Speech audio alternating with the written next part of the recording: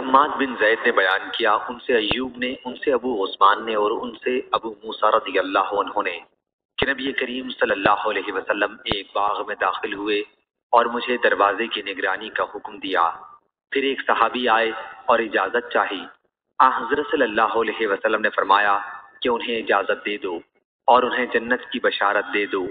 وہ ابو بکر رضی اللہ عنہ تھے۔ پھر عمر رضی اللہ عنہ آئے۔ حضرت صلی اللہ علیہ وسلم نے فرمایا کہ انہیں اجازت دے دو اور انہیں جنت کی بشارت دے دو۔